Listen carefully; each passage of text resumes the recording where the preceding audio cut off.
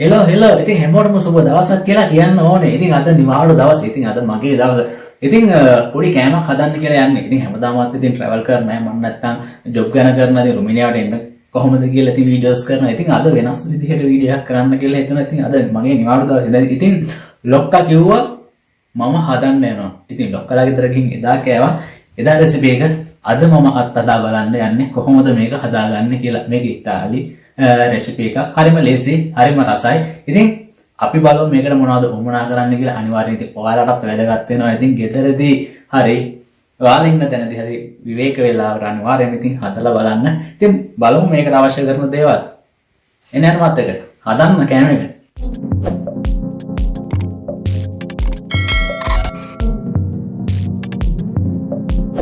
ඉතින් ඔන්න මෙතනදී අරගෙන තියෙනවා සාමාන්‍යයෙන් රත් වුණු වතුර. ඒ කියන්නේ රස්නියක් නැහැ, නිවිලක් නැහැ. සාමාන්‍ය මද පවණින් වගේ වතුර, මද රස්නිය තියෙන වතුර. අන්න ඒ වගේ වතුර සාමාන්‍යයෙන් අරගෙන තියෙනවා. එතකොට මෙතන තියෙනවා පිටිග්‍රෑම් 600ක් විතර මම අරන් තියෙනවා. එතකොට සීනි අරගෙන තියෙනවා මේ සැහැඳි එකහමාරක් අරගෙන තියෙනවා පිටිග්‍රෑම් 600ට. එතකොට මම ලුණු අරගෙන තියෙනවා මේ සැහැඳි භාගයක්. ඉතින් මේ සැහැඳි භාගයක් කොහොම මෙන්න මේකෙන් භාගයක් විතර ගන්න. ඉතින් මේ සැහැඳි හැඳි එකහමාරක් අරගෙන තියෙනවා සීනි. එතකොට මම පාවිච්චි කරනවා මෙන්න මේක මේ රුමිනියාවේ තියෙනවා. මේක ලංකාවේ තියෙනවා නම් දන්නේ නැහැ. හැබැයි එහෙම නැත්නම් ඔයාලට ඊට්ස් පාවිච්චි කරන්න පුළුවන්. සාමාන්‍යයෙන් මේකට පිටිග්‍රෑම් 600ට මම මේක ගහලා තියෙනවා. මේකෙන් මම කාලක් වගේ දානවා 600ට. ඉතින් ඔයාලා සාමාන්‍යයෙන් ඊට්ස් මේ සැඳි භාගයක් මේ සැඳක් වගේ දාගන්න පුළුවන්. ඉතින් රයිට් අපි මේක හදාගමු. මේ ගාන වගේ කැල්ලක් දාගන්නවා වතුරේකට.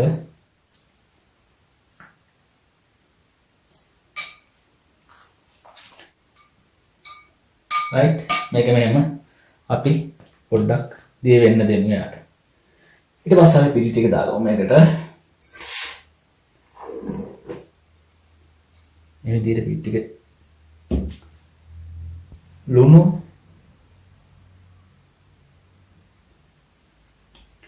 සීනි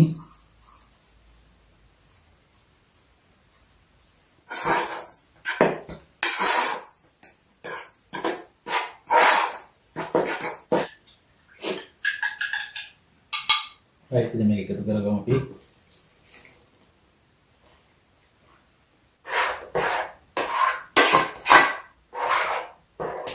ඔයිල් දාලා මේක කලින් කරගමු.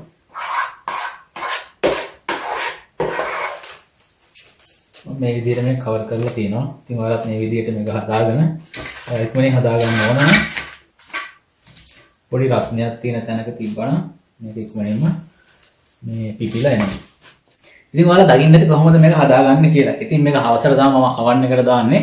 ඉතින් එතකොට බලමු කොහොමද මේක අවන් එකට දාන්නේ කියලා. තාම මොනවද මේකට අවශ්‍ය කරන්න කියලා. ඉතින් මම මේක තියලා තියෙන සාමාන්‍ය මද රස්නිය තියෙන තැනක රස්නිය ඉන්න තැනක මේක සාමාන්‍ය පිපිනකොට තමයි ගොඩක් හොඳ ගොඩක් රස කියලා කියන්නේ. ඉතින් ලොක්කා කියන විදිහට තමයි ඉතින් කියන්නේ. මම මේ කලින් හදන්න දැනගෙන හිටියේ නෑ. ඉතින් පළවෙනි පාර තමයි මේක. ඉතින් මටත් හොඳ අත්දැකීමක් වෙනවා. ඉතින් බලන් ඉන්න ඔයාලටත් හොඳ අත්දැකීමක් වෙයි. ඉතින් අවසර හම්බෙමු අපි මේක අවන් එකට දානකොට තාම මොනවද මේකට අවශ්‍ය කරන දේවල් කියලා බලා ගන්නත් එක්ක.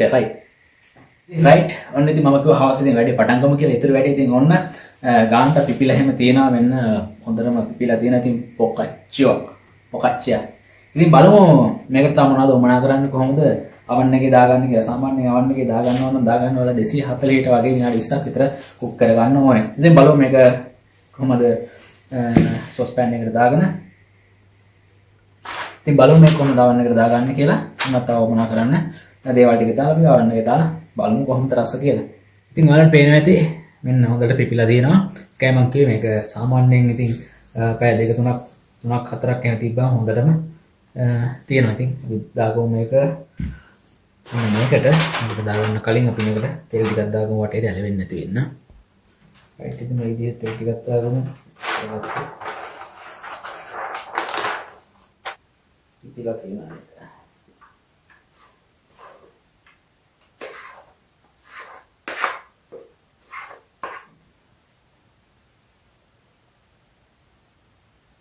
ඒකට තව උමනා කරනවා මෙන්න මේ චෙරි තක්කාලි. ඉතින් මිනිහා මේ චෙරි තක්කාලි එක තියෙනවා. ඉතින් ලංකාවේ සමහරක් ඉඳ ඇති ගණන් ඇති. මේකෙන් අපි චුටි චුටිට කපලා මේක අපි දාගමු. ඊට කපලා පොඩි පොඩි වලට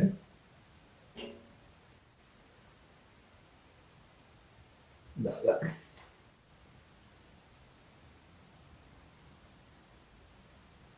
පේනවා ඇති. ඔන්න දැන් හදාගෙන ඉවරයි. දැන් ඉතින් මේක අවන් එකට දාන්න කියලා තමයි යන්නේ. ඉතින් අපි මේක අවන් එකට දාගමු. අවන් එකට දාලා විනාඩි 20කින් විතර අපි බලමු මේක කොයි වගේද කියලා. රයිට් ඉතින් මේක ඉතින් අවන් එකට දාගමු.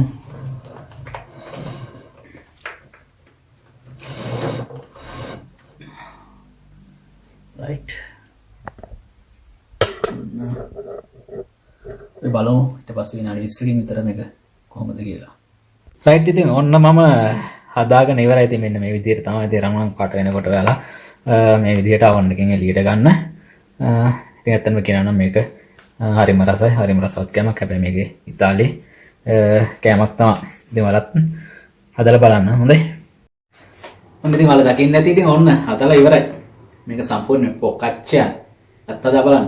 ඉතින් මේක චුට්ටක් මම කාලා බලන රස්නියයි. මේක සෝස් එකක් එක්ක තමයි සුපිරිම මේ සෙට් එක මේ සෝස් එකක් හදලා දෙන තක්කාලි සෝස් එකක්. බොන පොඩි කෑල්ලක් කාලා.